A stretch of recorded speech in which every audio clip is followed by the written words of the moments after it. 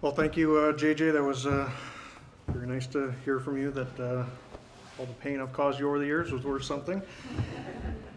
First, I'd like to thank the Sports Hall of Fame. This has been truly an honor. I've been far removed from baseball, and to hear about this this spring brought back a lot of great memories of my time in Elgin sports and professional baseball. So I'd like to thank Ben Erickson for being my point of contact, and I'm sure there's other people involved with that process, but to get me on the ballot and it was truly an honor just to be nominated. So I'd like to thank all my friends and family who are here tonight to celebrate with me this evening. We've got 2 tables full here, so I really appreciate that.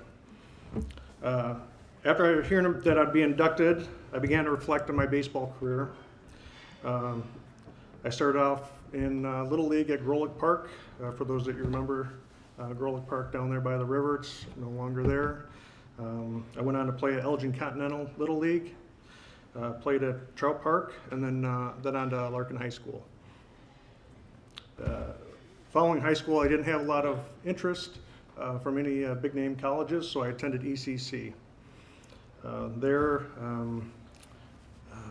I got to play under Coach Jay Baylor for 2 years, and he gave me an opportunity to not only pitch, but also to play a position, which I always wanted to do. Following my freshman year at ECC, I got an opportunity to play in the Wood Bat League in Salina, Ohio.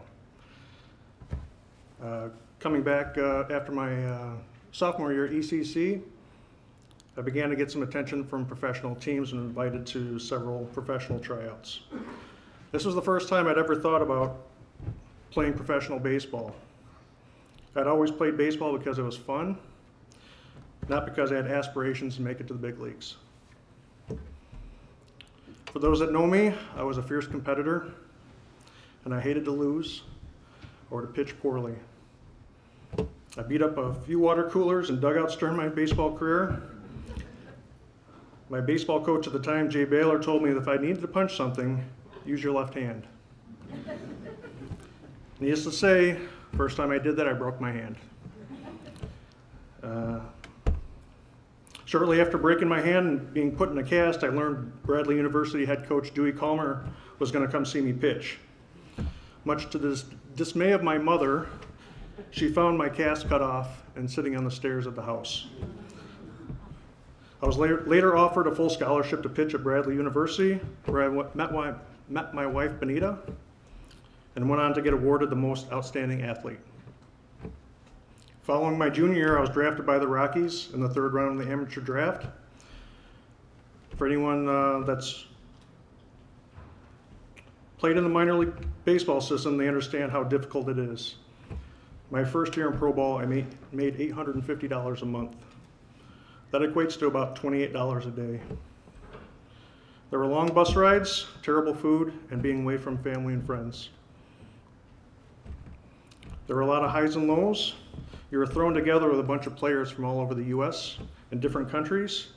And then when you leave spring training, you're told you need to find roommates, secure housing, furniture, and transportation. After doing all that, you're at the whim of the club to be shuffled to a different city at a moment's notice. I was lucky enough to have strong family support to help me out during my baseball career. Other than family, I also had some other people in my life that helped me along my baseball journey.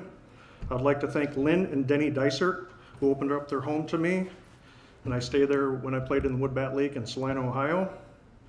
Bill and Peaches Quinn, who let my wife and I live with them in New Haven, Connecticut, and Tom and Therese Cox, who are here tonight, that opened their home to my wife and I to live there when I was in Colorado Springs. Tom would like to say that he had to replace the bed after we left, but I think that's, I don't think there's any truth to that. Unfortunately, my career was cut short by injury. I had a lot of fun traveling all over the U.S. to get paid to play baseball.